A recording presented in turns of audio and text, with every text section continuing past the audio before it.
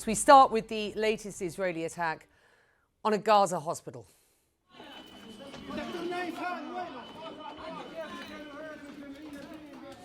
Well, dual strikes on the Nasser medical complex in Khan Yunis killed at least 20 people, including journalists, according to Gaza health officials.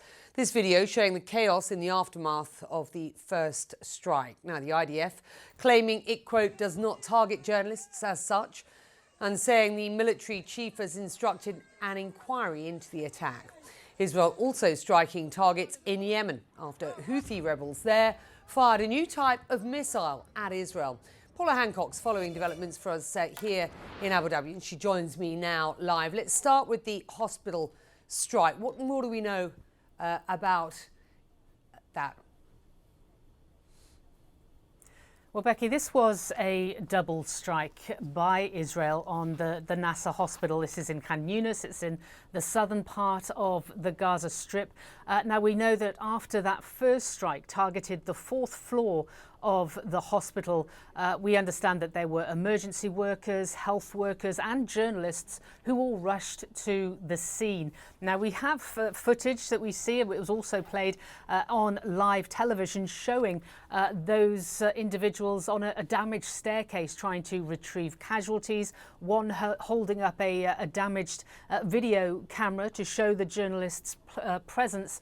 And then just minutes later, there was a second strike. Now, we understand that this was more deadly than the first, and this is the one that did kill many journalists and emergency workers who were on the scene at the time. At least 4 journalists have been killed. They were really the backbone of the footage that was coming out of Gaza for a number of international media outlets. One worked for AP, one for Reuters, one for Al Jazeera, another was freelance.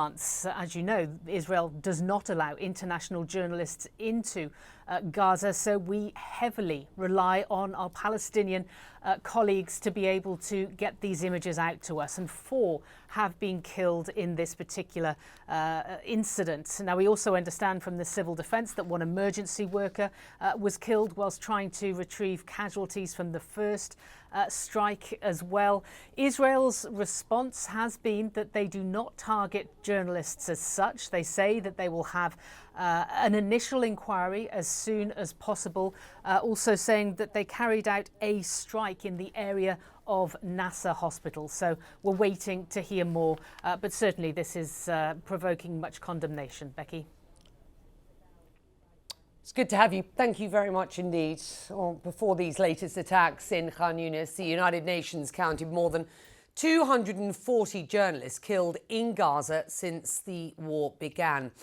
Jodie Ginsberg is the president of the Committee to Protect Journalists, the CPJ. She joins me now from New York. Jodie, today marks another Israeli strike on journalists. 2 weeks ago, it was the strike on prominent Al Jazeera correspondent Anas Al-Sharif and his team. Why are we seemingly in this endless loop at this point? And what can be done?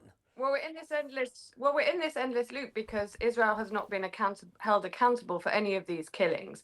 This is the deadliest conflict for journalists that CPJ has ever documented. To date, 196 journalists, if we include today's killings, have been killed. 189 of those are Palestinians killed by Israel. And despite the fact that Israel keeps saying it doesn't deliberately target journalists, the evidence is very different. I wonder what this apparent double tap raises for you. That, of course, is when first responders arrive at the scene of a strike and are struck in much the same spot. And it's oft times when journalists are killed as well, responding to an attack. And we've seen this before, haven't we? We have. And just to be clear, if it is a double tap, that is considered to be a war crime. This attack, which we believe was deliberately intended to take out the camera being used by Reuters cameraman. He was killed in the first attack. Then, as you say, first responders moved in, including journalists, and they were killed in the second attack. So in both instances, it looks like Israel has committed unlawful killings, war crimes, both in the deliberate killing of the Reuters cameraman and in this so-called double tap attack subsequently. With the greatest of respect, I mean, you're the Committee to Protect Journalists, and clearly journalists aren't being protected in Gaza. And look, you've explained that, you know, until Israel changes its ways, to your mind, there's very little an organisation like yours is actually able to do. Are you in contact with Israeli authorities? And what is that dialogue? What's the narrative here? Well, we are in contact. We ask for an explanation every time a journalist is killed. We don't always hear back. In the cases where we do, often, as was the case with Anas al-Sharif and others, we hear the allegations that those journalists were considered by Israel to be terrorists. We don't get any verifiable or credible evidence from them. But you're right. Ultimately, it is extraordinarily frustrating and upsetting to be here 2 years, almost 2 years since the start of the war. We have been warning since the beginning that Israel was killing journalists unlawfully. And we had not only very little response from Israel, but very little public condemnation from the international community. And let's just repeat how we started this. The UN assessing or compiling numbers, and we are talking numbers at this point. Nobody is a mere number. When we consider 240 journalists killed in Gaza since the conflict began, this is just truly extraordinary stuff. And the stakes, of course, are enormous. As Paula pointed out, no international media, journalists allowed in other than on embeds every so often with the Israeli army. No independent news gathering by the international media allowed in Gaza. So we rely heavily on our Palestinian colleagues. I just wonder why it is that you believe Israel is giving no independent access to Western journalists at this point. And if you can put into perspective for us just how unprecedented that is and why it is so damaging.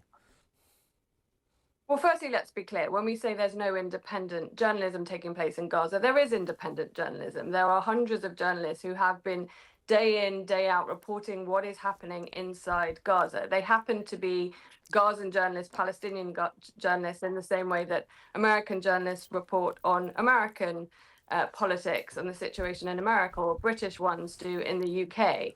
The challenge is the fact that there has been no international access has allowed Israel to perpetuate this narrative that none of the journalists in Gaza are trustworthy, and therefore their narrative is not to be trusted. What they are documenting, what we are seeing, what we are hearing is not to be trusted. And that is part of a deliberate strategy. That's part of a deliberate strategy to control the narrative on what's happening inside Gaza. The killings of journalists, the targeting of media facilities, the banning of news outlets like Al Jazeera, the sanctioning of independent Israeli outlets like Haaretz is all part of a deliberate strategy to control what we, the international public, is seeing on Gaza. What happens next?